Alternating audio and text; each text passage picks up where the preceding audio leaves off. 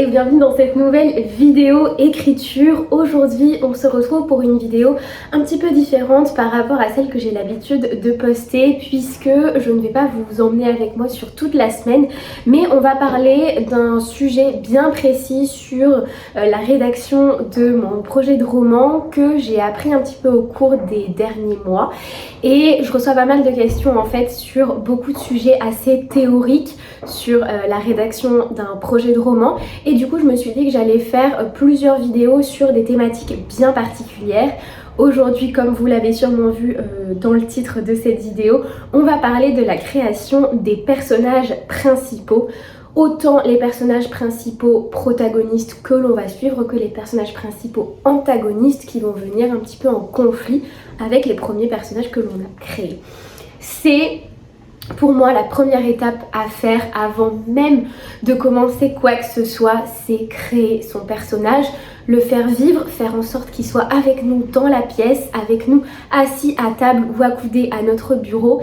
C'est réellement la première brique à poser pour vraiment créer correctement son roman, puisque le roman en tant que tel, c'est raconter une histoire, mais pas raconter n'importe quelle histoire, c'est raconter l'histoire de son ou ses personnages. C'est son ou ses personnages qui vont nous dire, nous raconter leur propre histoire, et nous en tant qu'écrivains, on est juste le vecteur de leurs paroles de personnes fictives à des personnes complètement réelles qui sont les lecteurs. Donc c'est pour ça que c'est très important d'avoir le personnage évidemment qui est présent avec nous, qui peut nous parler. Quand on a l'idée d'un roman, quand on a envie d'écrire, on n'a pas forcément tout de suite l'idée d'un personnage. On peut très bien avoir l'idée d'un événement, l'idée d'une action, l'idée d'un dialogue, l'idée d'un ressenti, l'idée d'un paysage, mais tout ça est quand même relié étroitement à un personnage. Et c'est très important pour commencer à écrire de creuser derrière cette idée de personnage. L'idée du paysage, de l'action, de l'événement, de la discussion est importante, et il va falloir construire toute l'histoire autour de ça, mais il faut vraiment se poser la question de pourquoi ce paysage ? Pourquoi est-ce que je vois ce paysage? Pourquoi est-ce que là le soleil se lève et j'ai l'impression qu'il y a une ombre? Et pourquoi il y a ce ressenti? Pourquoi on ressent une angoisse? Voilà, je raconte ça, mais c'est un exemple parmi tant d'autres. Et donc on va essayer de chercher en fait les réponses, et les réponses, qui peut nous les donner? Évidemment, c'est le personnage. C'est pour ça que c'est vraiment là, selon moi, la première étape, en tout cas dans mon cas personnel, puisque évidemment chaque façon d'écrire est différente. Mais dans mon cas personnel, ce qui m'a beaucoup aidé, c'est pouvoir créer mes personnages, pouvoir discuter avec eux et pouvoir leur faire me dire ce qu'il se passe dans leur vie, parce que c'est réellement de ça dont il s'agit dans mon roman. Et j'ai envie de vous dire que quand on a une petite panne d'écriture, ce qui peut là en ce moment m'arriver, puisque j'ai beaucoup de choses en tête, donc voilà, je sais aussi qu'il faut parfois que je me calme et il ne faut pas que je me force à écrire. Comme vous le savez, je vais me marier là dans quelques jours, donc forcément j'ai plein de trucs en tête, mais si je veux être complètement honnête, c'est les personnages qui me tiennent en haleine et qui me donnent envie d'écrire. Et quand, là je m'autorise une petite pause, mais quand je vais m'y remettre, je sais que c'est eux qui vont me donner envie d'écrire à nouveau, qui vont me donner envie de terminer vraiment mon projet, et c'est pour ça qu'ils sont si importants, c'est pour ça qu'on a besoin qu'ils soient suffisamment clairs et suffisamment concrets dans notre univers pour que on puisse se mettre à écrire le roman. C'est vraiment eux qui nous portent plus que tout ce qui peut se passer autour de nous, c'est eux qui nous donnent envie d'écrire. Donc c'est pour ça que pour moi c'est vraiment la première brique, et c'est pour ça aussi que je voulais commencer avec cette vidéo. Sans plus tarder, on va rentrer dans le vif du sujet. Cette vidéo va être découpée en deux parties. La première partie qui va vraiment être consacrée à la fiche personnage, puisque vous le savez, moi je fonctionne vraiment avec beaucoup de visuels. Vous en avez un exemple juste derrière moi. Tout ça c'est mon intrigue, on en parlera dans une prochaine vidéo. Mais pour moi les fiches personnages, ça a vraiment été un énorme outil, et je sais que j'ai eu tendance parfois à les délaisser quand j'étais prise dans une frénésie d'écriture, et en fait après je me rends compte que tout ce que j'ai écrit ne va pas, parce que ça ne correspond pas du tout à ce que j'avais prévu et à ce que le personnage est censé dire, et du coup je dois tout réécrire Vraiment les fiches personnages c'est l'outil numéro 1 de travail. Donc c'est pour ça que je voulais en parler ici. Et deuxième partie, je vous partagerai quelques exercices que j'ai utilisés pour moi créer mes personnages. J'ai utilisé vraiment différents exercices parce que j'ai différents personnages, j'ai eu différentes approches aussi pour les créer. Et je vais ici parler uniquement de mes 3 protagonistes. Les antagonistes que j'ai pu créer, je les ai vraiment créés dans un second temps, donc j'en ferai une autre vidéo parce qu'évidemment c'est très important d'avoir des conflits entre tous les personnages. C'est aussi pour ça qu'on apprécie un roman. Mais personnellement pour moi c'est vraiment venu en deuxième étape parce que finalement c'est mes personnages principaux, donc mes 3 personnages principaux puisque mon roman a 3 points de vue, c'est eux qui m'ont fait rencontrer les antagonistes et donc c'est pour ça que je considère que les antagonistes dans mon schéma à moi, je les ai rangés plutôt en personnages secondaires même s'ils ont une importance énorme par rapport à toute l'intrigue. Je sais pas si je m'exprime extrêmement bien. On va du coup commencer avec la fiche personnage. Je vais vous en créer une que je vous mettrai en téléchargement si j'y arrive en barre d'infos et sinon je vous laisse me laisser un commentaire en me demandant si jamais vous voulez voilà cette fiche personnage vierge que vous pouvez ensuite remplir, soit vous l'imprimer soit la remplir à l'ordinateur. Personnellement je préfère toujours écrire à la main, ça me permet de raturer, ça me permet de froisser, voilà, je trouve que c'est beaucoup plus vivant et un personnage c'est vivant donc je préfère toujours le faire à la main mais ça c'est vraiment comme vous le souhaitez, chaque écrivain a un peu sa technique.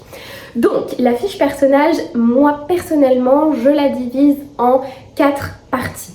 La première partie ça va être tout ce qui va concerner l'histoire de mon personnage, son âge, sa date de naissance, là où il vit, ce qu'il fait pour travailler, ses hobbies, ses envies, voilà, tout ce qu'il a l'habitude de manger au petit déjeuner, ses parents, la relation qu'il a avec ses parents, ses amis, ses conjoints, conjointes si jamais il en a, sa situation personnelle, s'il vit en colocation, s'il est locataire, s'il est propriétaire et tout ça, ça va me dire en fait comment il est dans la vie.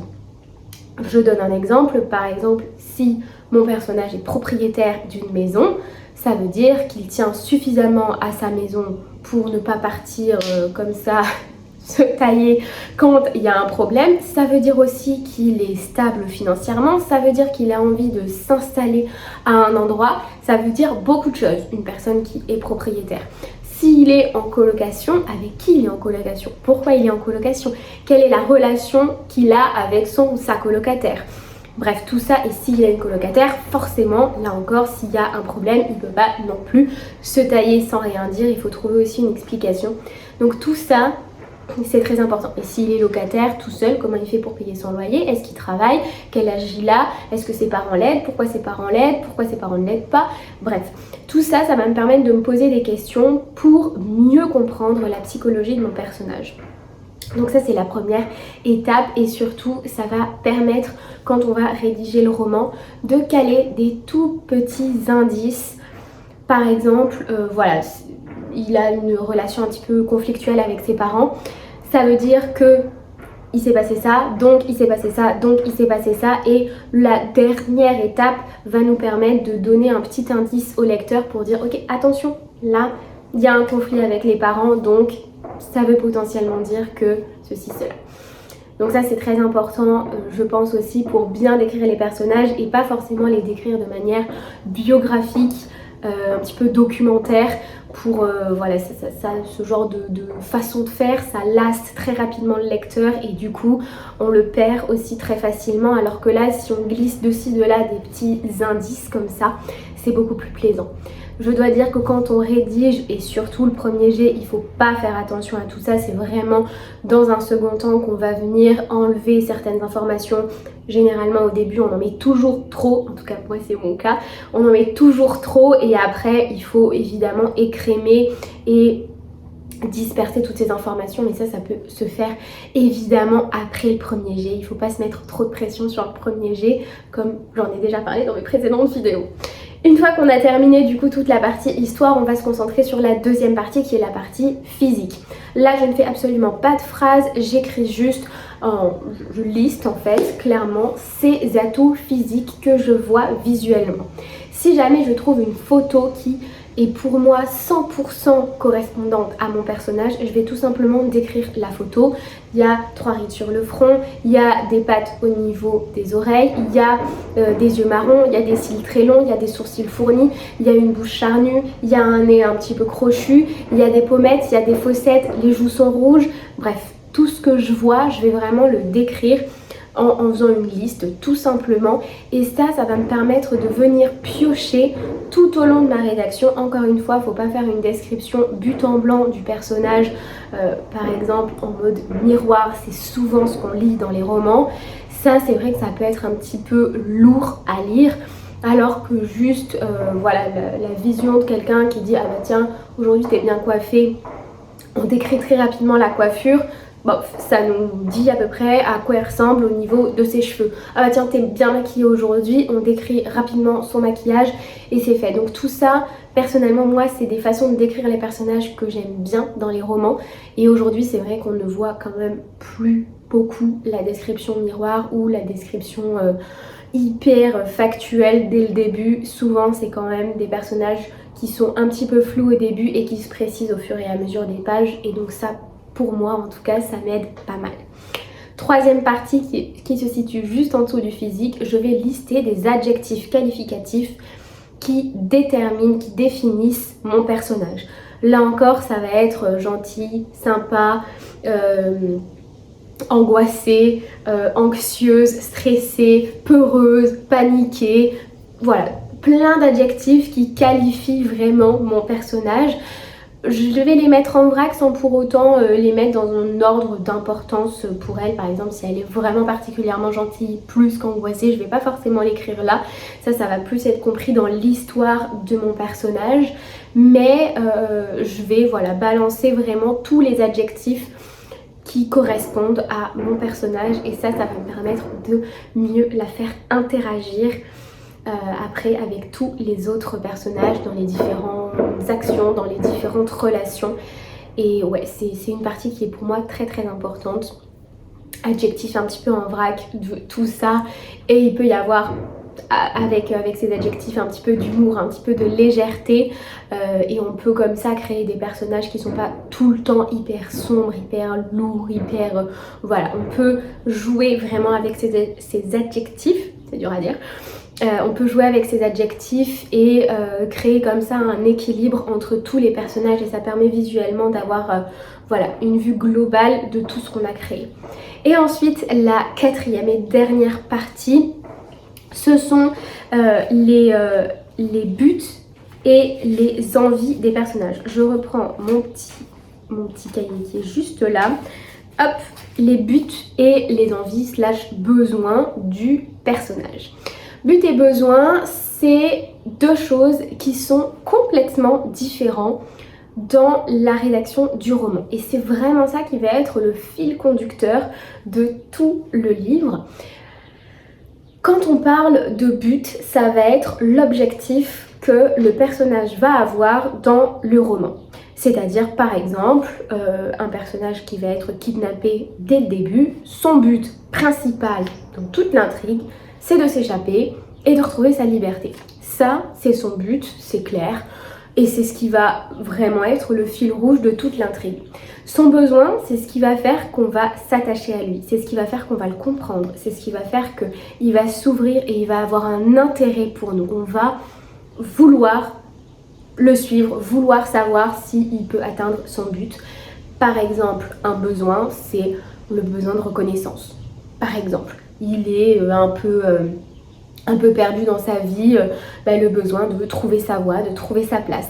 Le besoin de trouver l'amour, par exemple, ça peut être par exemple un besoin dans une romance. Tout ça, c'est des exemples de différence entre but et besoin. Je vais vous emmener ensuite avec moi derrière mes fiches personnages pour vous montrer un petit peu, moi, la différence que j'ai fait entre but et besoin à chaque fois pour mes 3 personnages principaux. Et tout ça, c'est ce qu'il va falloir expliquer sans le rédiger. Je m'exprime, je m'explique plutôt.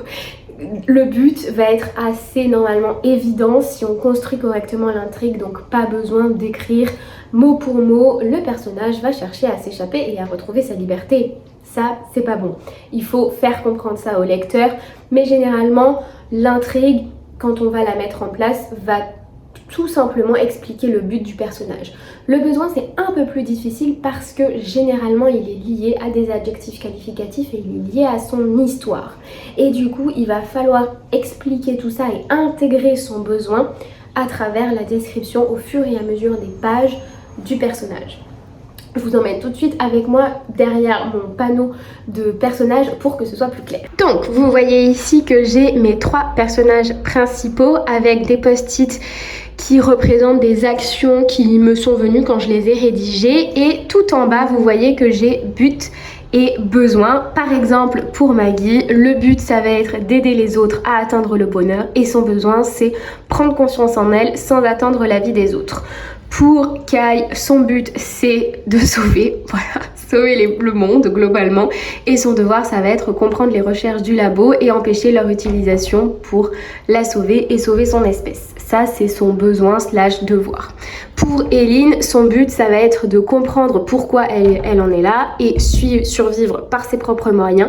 Et son besoin, ça va être vraiment de se sentir aimée et protégée et d'appartenir à une famille. Donc voilà, vous avez un petit peu la différence entre but et besoin que moi j'ai créé. Vous voyez également donc la partie histoire en haut à droite, la partie physique en haut à gauche et la partie adjectif qualificatif en bas à gauche. Voilà un petit peu à quoi ressemblent toutes ces fiches personnages. Donc je vous ai du coup montré mon panneau de personnages avec principalement donc mes 3 personnages principaux. Ils ont beaucoup évolué depuis, donc c'est pour ça que je me suis permise de vous montrer les personnages.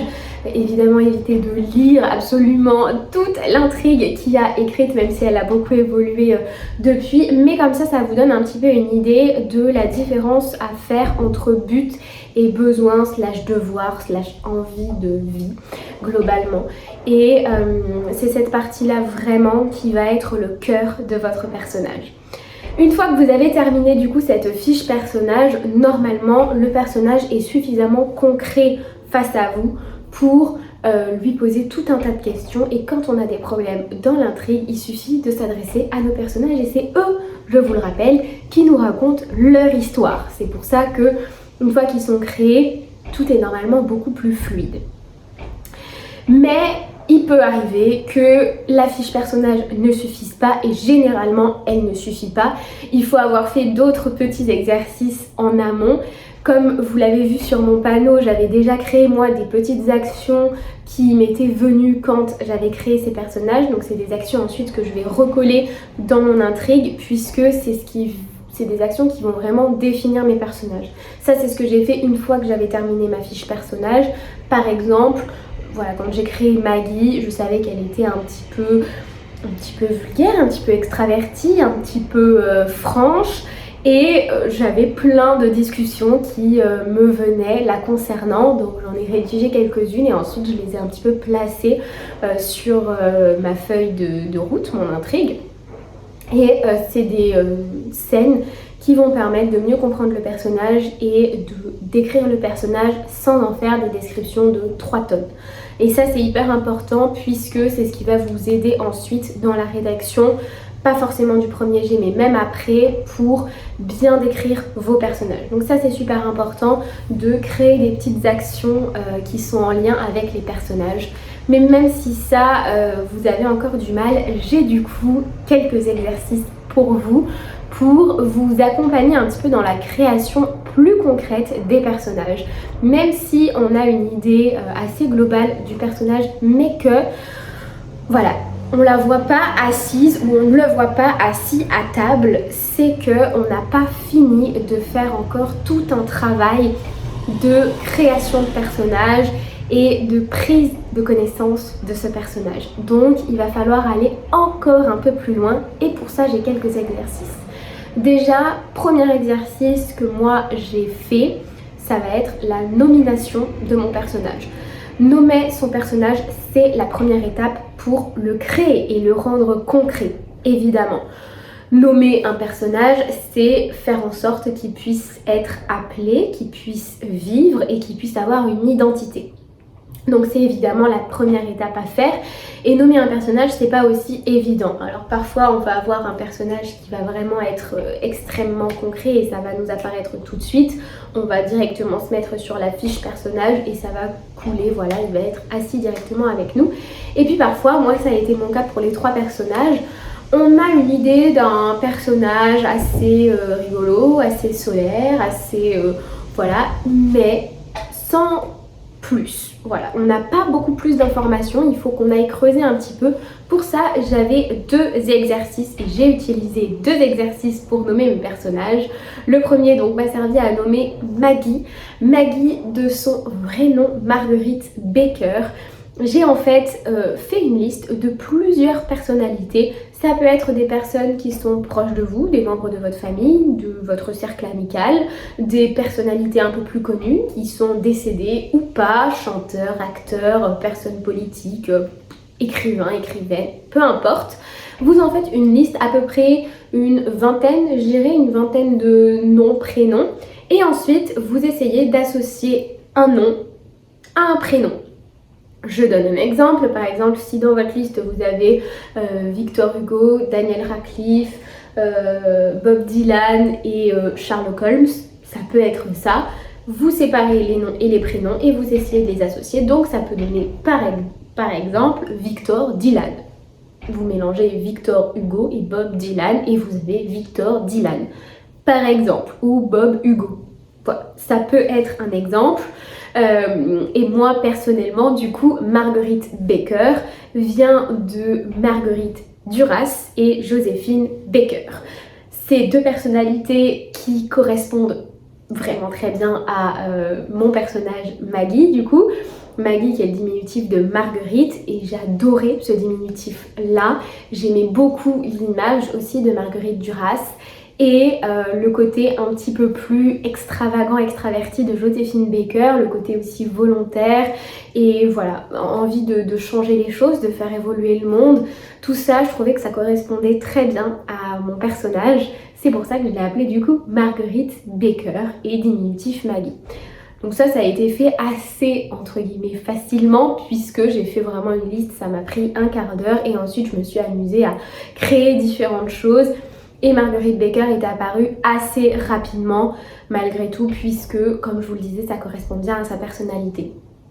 Pour Eileen et Kai, ça a été légèrement différent puisque j'avais envie de noms et prénoms qui avaient des significations, qui voulaient dire quelque chose parce que c'était déjà des premiers indices pour le lecteur pour résoudre toute cette intrigue. Donc j'avais quand même un cahier des charges assez restreint, assez restrictif et je me devais de coller à certaines exigences.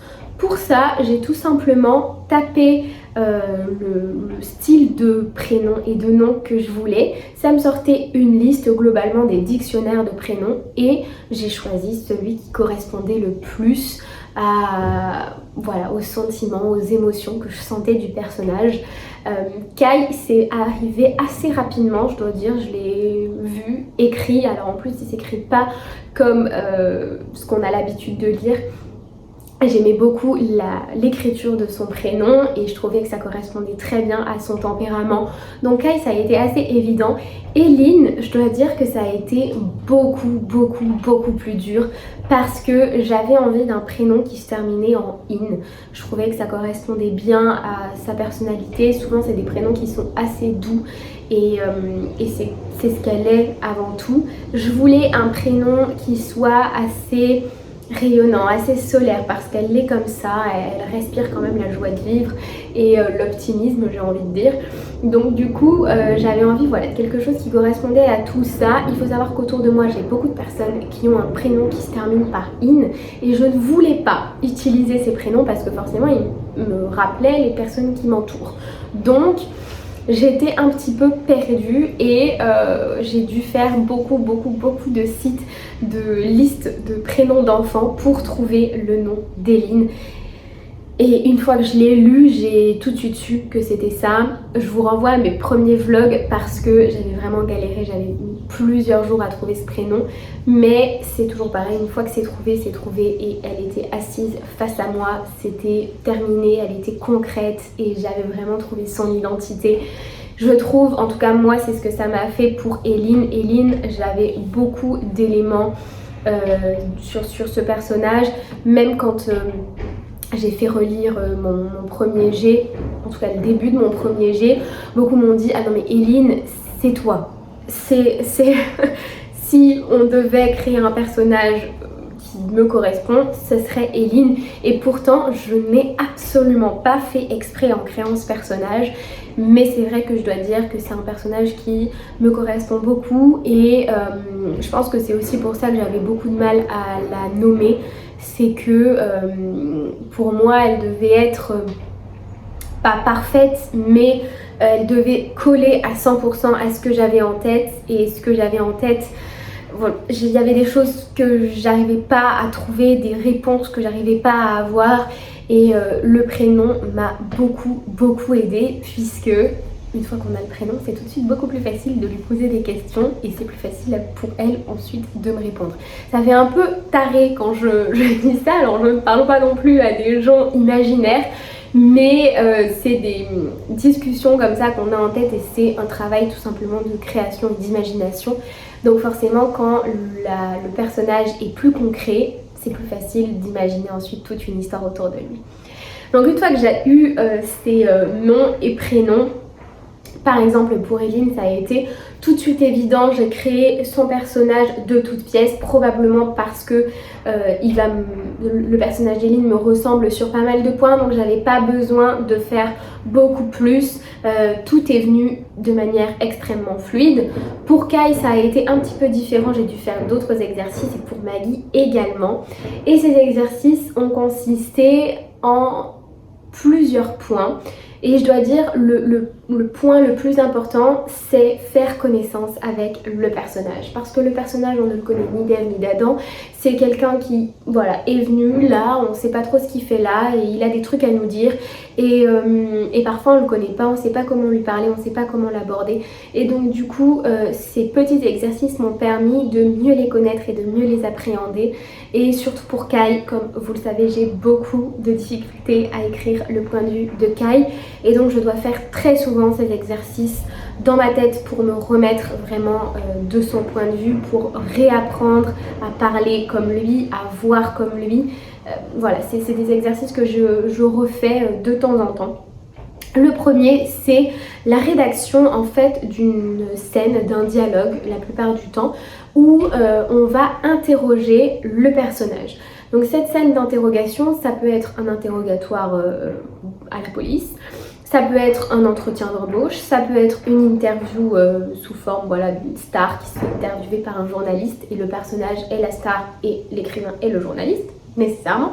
Donc cette scène-là, vous essayez de la mettre un petit peu dans une sorte d'intrigue. Donc moi c'est ce que j'avais par exemple fait avec Maggie et ça m'a donné comme ça plein d'autres idées d'action qui sont liées à son personnage. Vous essayez de la mettre très rapidement dans une intrigue et vous allez tout simplement lui poser des questions et le personnage va vous répondre. Donc ça c'est évidemment mieux de le faire à l'écrit. Et quand le personnage va vous répondre, tout de suite il va adopter un ton qu'il va avoir face à une tierce personne. La tierce personne, vous l'écrivez à il, elle, vous détachez vraiment du texte hein, et le personnage également, vous écrivez vraiment tout à la troisième personne du singulier pour vraiment être observateur de cette scène et vous pouvez faire demander ce que vous voulez aux journalistes, policiers ou employeurs qui interrogent le personnage. Ça c'est le plus important et vous allez très naturellement voir comment votre personnage va se comporter dans telle ou telle situation. Si vous avez besoin de faire plusieurs scènes d'interrogatoire différents, dans différents environnements avec différentes personnes, évidemment faites-le, c'est très important. Moi j'ai à chaque fois eu besoin de le faire dans un seul environnement avec une seule personne et tout de suite ça m'est apparu assez rapidement. Une fois que vous avez du coup rédigé cette scène qui fait à peu près une page, hein, c'est pas forcément obligé de faire 3, 4, 5 pages, une page suffit. En tout cas, il faut que vous ayez toutes les idées claires qui concernent votre personnage. Tout doit vous sembler limpide et vous devez pouvoir, là pour le coup, beaucoup plus voir le personnage assis à table. Si il vous en manque encore un petit peu, et c'est encore possible, moi par exemple j'ai dû encore avancer sur Maggie. Je l'ai pas fait avec Kai et Eileen, peut-être que j'aurais dû, peut-être que je vais le faire dans les prochaines semaines quand je vais me remettre à écrire, peut-être, on ne sait jamais, mais pour le moment j'ai pas ressenti en tout cas le besoin. Pour Maggie, j'ai eu le besoin de faire du coup un troisième exercice qui est l'exercice du journal intime.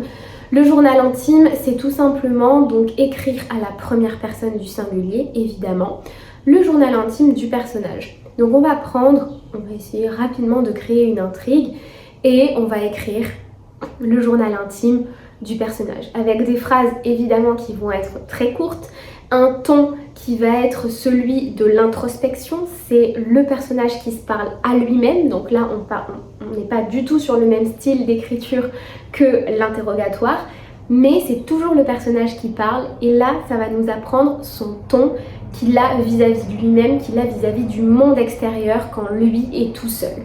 Et ça, c'est hyper satisfaisant à faire. On rentre vraiment dans son cerveau, dans sa manière de penser, dans sa manière de voir la vie, de voir le monde. Et c'est ça vraiment qui nous fait à 100% connaître le personnage.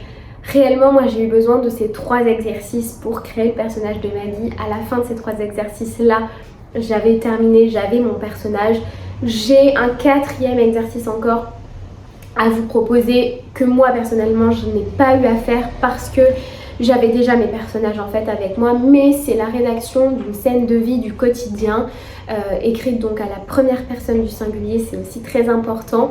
Une scène de vie du quotidien, par exemple faire à manger, faire la vaisselle, faire le linge, faire le ménage, bref là je vous cite que des corvées mais ça peut juste être marcher, aller courir, aller au travail, bref une scène du quotidien que vous en tant que personne humaine vous avez l'habitude de vivre, vous la faites vivre à votre personnage qui nécessairement la vit aussi parce que lui aussi a une vie complètement normale et cette façon de faire va vous permettre de voir comment est votre personnage dans la vie de tous les jours, comment il réagit. Moi, je n'ai pas eu à le faire et c'est pas un exercice qui m'a beaucoup parlé, mais je sais qu'il existe, donc je vous le partage aussi si ça peut vous aider, c'est toujours intéressant. Voilà un petit peu du coup pour moi tous les exercices qui m'ont aidé à créer mes personnages. Aujourd'hui, ils sont face à moi et j'ai envie de vous dire que tous ces exercices et toutes ces fiches personnages permettent vraiment de faciliter les discussions avec les personnages et comme je vous le disais, c'est eux qui nous motivent à écrire le roman, c'est leur histoire à eux, c'est pas notre histoire à nous, c'est leur histoire à eux et du coup c'est hyper important de pouvoir discuter avec eux à tout moment et de pouvoir comme ça se remotiver grâce à ça. Personnellement, c'est vraiment ce que je vais réutiliser quand je vais me remettre à l'écriture de mon projet de roman parce que c'est eux qui me donnent, c'est vraiment eux qui me donnent envie d'écrire. C'est leur histoire et tous ces exercices-là me permettent de mieux y arriver. Évidemment, dans le premier jet, comme je le dis toujours, on n'est pas là pour écrire quelque chose de parfait, on est là pour écrire un premier jet. Donc c'est pas forcément des choses sur lesquelles je vais m'attacher, mais ne serait-ce qu'un ton, des tics de langage, des façons de, voilà, des tics même physiques, se toucher les cheveux, se toucher le nez, les joues, bref, tout ça, c'est autant de détails qui font qu'on va s'attacher au personnage, qui font que le lecteur va avoir envie de lire la suite du roman. Et du coup, je trouve que c'est hyper important de bien s'attarder à tout ça, à tous ces détails avant de commencer à rédiger le roman parce que c'est sur cette base-là que tout va être construit. Donc pour le coup, c'est hyper important. Je crois avoir fait le tour de toutes les questions qu'on m'a posées à propos de la création des personnages. Si vous avez encore des questions sur ce sujet, n'hésitez pas à les poser en commentaire. Je serai hyper heureuse de vous lire et de pouvoir vous proposer des réponses si j'en ai. Il y a mon chat qui est juste là et qui veut peut-être dire bonjour, je ne sais pas. Voilà, je vais le prendre parce que sinon il va encore éteindre la caméra. Je vous dis du coup à la semaine prochaine pour une nouvelle vidéo. Je n'avais pas posté de vidéo la semaine dernière puisque j'étais malade malheureusement, donc j'en suis sincèrement désolée. Normalement voilà, ça ne devrait pas normalement se reproduire parce que je vais faire en sorte de prendre un petit peu plus d'avance que ce que j'avais l'habitude de faire. J'espère en tout cas que tous vos projets avancent bien, que vous trouvez le temps d'écrire et que vous prenez toujours autant de plaisir à écrire. J'ai très hâte de vous lire en commentaire et je vous dis à très vite. Ciao!